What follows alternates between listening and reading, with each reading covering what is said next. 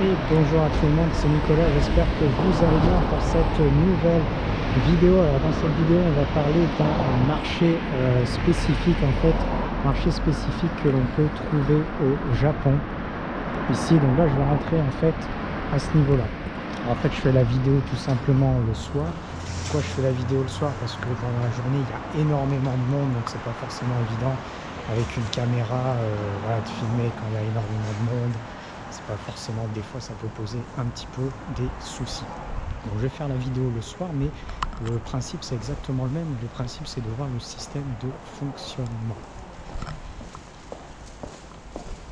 Donc en fait ces types de marchés, alors il n'y en a pas qu'ici dans les grandes villes. En fait ça fonctionne de cette façon. C'est des grandes galeries géantes qui traversent en fait les centres-villes sur à peu près, ça peut être, alors ça dépend des villes, ça peut être 500 mètres, ça peut être 1 km, ça peut être 2 km, ça peut être au moins, et ça traverse tout. C'est des grandes galeries qui sont entièrement habitées, et puis en fait sur chaque côté il va y avoir des petites boutiques traditionnelles et puis des boutiques normales.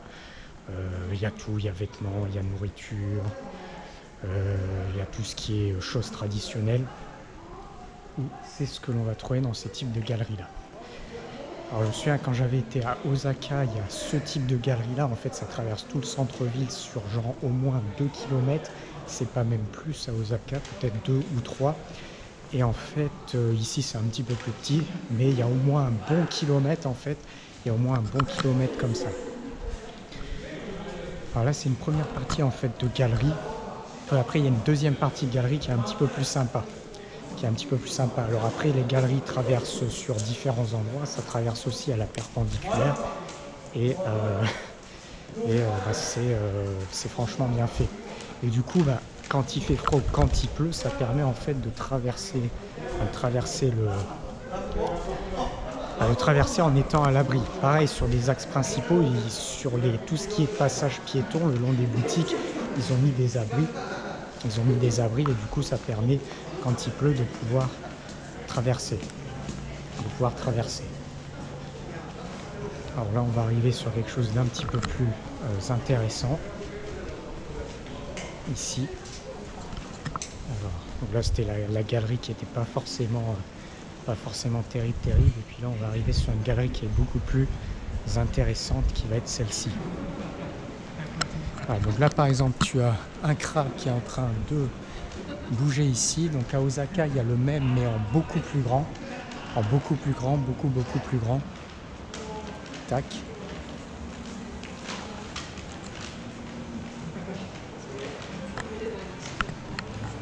Ça me fait toujours assez marrer là, le grand restaurant avec à chaque fois le crabe qui se déplace. Et à Osaka effectivement il y a la même chose mais en beaucoup plus grand, ce qui est vraiment symbolique à Osaka. Ici il est un petit peu plus petit, mais il y a quand même ça au centre-ville. Alors on va continuer, et si tu regardes un petit peu plus loin, effectivement tu vas t'apercevoir que la galerie est vraiment extrêmement profonde. Et donc quand tu viens ici, tu vas avoir ces géantes galeries marchandes qui traversent les villes. Donc ça fonctionne beaucoup, pas du tout, enfin pas comme en Europe de l'Ouest. Ça veut dire que là on va vraiment avoir tout ce qui est un petit peu comme en Asie en général, tout ce qui est shopping mall, magasin, c'est vraiment dans les centres-villes, soit sur des choses à étal, soit sur des grandes galeries marchandes. Alors ici il n'y a pas énormément de gros shopping mall à étage. Ils sont pas à fond dedans au Japon, ils sont pas trop à fond dedans au Japon. Par contre en revanche il y a toujours énormément de boutiques ici, et puis il y a ces géantes galeries marchandes qui traversent les villes, qui traversent les centres-villes. Alors ici, là il y a 7-Eleven, donc ici il y a 7-Eleven et Family Mart au Japon. Tac. Ici il y a boutique avec un petit peu de tout par exemple. Ensuite, là un exemple d'une chaîne de café qui s'appelle Tulis Coffee. Et en fait ça permet de voir en fait que les prix sont pas forcément, tac, je vais le montrer un petit peu. Tac, ici. Donc on va avoir pas mal de prix aux alentours de à peu près 400 yens. En fait 400 yens ça fait à peu près 3 euros. Ce qui finalement pour la Thaïlande, pour Japon n'est pas très cher. Je vais donner un exemple. Le Starbucks au Japon est pas plus cher que le Starbucks en Thaïlande. Starbucks Japon est pas plus cher que le Starbucks en Thaïlande, même si en Thaïlande les prix sont un petit peu abusés par rapport au pays. Et en fait au Japon, si tu viens au Starbucks au Japon, c'est pas plus cher qu'en Thaïlande, surtout en ce moment avec le yen, c'est vraiment extrêmement bon marché. Tu peux très bien boire quelque chose de bien pour 3 euros au Starbucks en ce moment, ou quelque chose de très très bon pour 4 euros grand maximum, 3-4 euros. Et pareil en fait pour pareil pour tout ce qui est fast-food, donc il y a Burger King, McDo, tout ça, et les prix sont étonnamment pas très chers. Là encore c'est pareil en fait, si tu es là par exemple, je vais te donner un exemple, ici on est à Burger King, et ça c'est le menu de base qui est, donc il y a les frites, il y a le burger de base, et il y a également Coca, donc le menu de base en fait, quelque chose, un sandwich de base, frites et une boisson, et ça coûte là 600 ou 550 yens. McDonald's c'est à peu près pareil, je crois même que tu as des menus à 500-550 yens et ça fait à peu près 4 euros. Ça fait 4 euros ce type de menu. À titre de comparaison, bah regarde quel prix ça coûte en Europe de l'Ouest, ça coûte plus cher, même nettement plus cher. Le menu de base passe, mais dès qu'on monte, ça coûte beaucoup plus cher en Europe de l'Ouest. Et même au niveau, bah, tu vois par exemple en Thaïlande, sur les places touristiques, ce menu-là, il est à 4 euros, 4,50 € à peu près. Donc tu vois par exemple, à titre comparatif, on est sur un menu qui est à 4 euros ici. Donc c'est pas plus cher que ça. Si tu vas dans les cafés, si tu vas dans des petits restos, si tu vas dans des fast-food, des choses comme ça, c'est étonnamment bon marché, surtout en ce moment avec le cours du yen qui est franchement bas. C'est hyper intéressant. Avec le cours du yen qui est actuellement bas, franchement les prix sont dans le quotidien, c'est extrêmement bon marché en ce moment par rapport au niveau du pays, bien évidemment. Par rapport au niveau du pays. Donc là, je vais continuer un petit peu. Ici.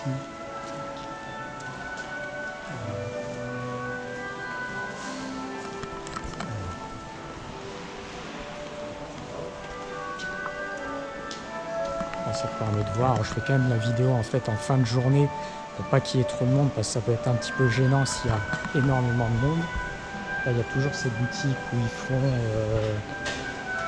font un petit peu de tout, mais c'est plus ce qui est soins, produits dentaires, gel douche, toutes les choses là, toutes les choses comme ça. Et ce que tu vas noter également, c'est la petite musique. Donc la petite musique, là encore, c'est extrêmement intéressant parce qu'on a une petite musique d'ambiance traditionnelle qui est apaisante. Et ça, bah, je trouve que c'est bien. La dernière fois, je te donne un exemple, je suis passé ici, tu avais une musique traditionnelle française d'un film d'il y a 50 ans. Et il y avait cette musique-là qui passait en film d'ambiance, donc c'est pour te dire un petit peu. Et faut pas se leurrer, c'est quand même nettement mieux d'entendre ça dans ce type de cadre-là que d'entendre des musiques, je ne vais pas te faire le symbole, tu as probablement compris, hein, des musiques qui sont un petit peu, voilà, pas très apaisantes. Et ici, effectivement, tu vois, tu as une galerie et tu as une musique qui est vraiment apaisante, qui est sympa, ici. Donc là, on continue sur cette galerie-là. Et puis, pas mal de magasins sont fermés, en fait. Alors, sur ces galeries, on peut avoir accès au Wi-Fi aussi. Donc, quand tu vois tout en haut, il y a Free Wi-Fi 24 heures. Donc, on peut se connecter et avoir accès au Wi-Fi.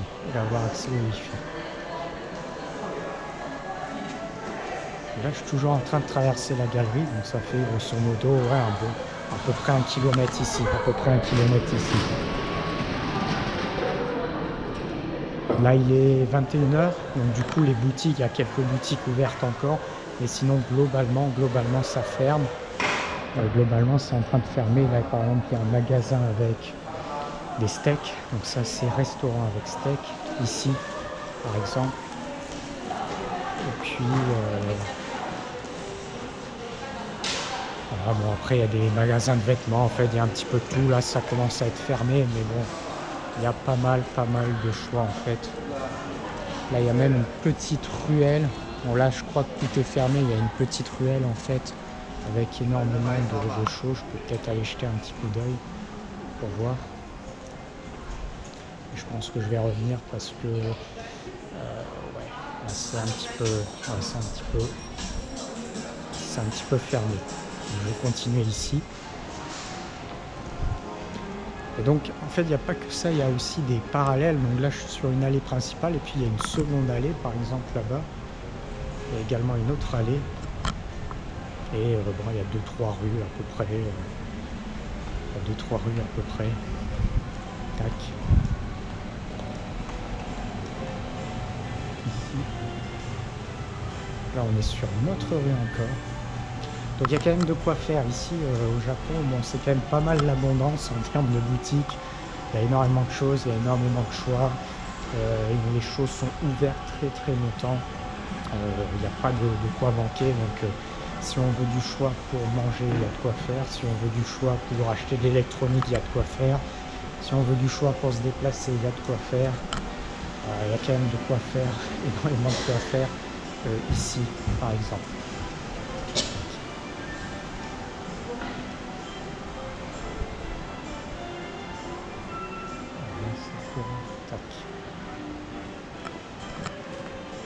Ah, il y a des cafés, la café avec les chiens, donc Kyoto Nameziba Café.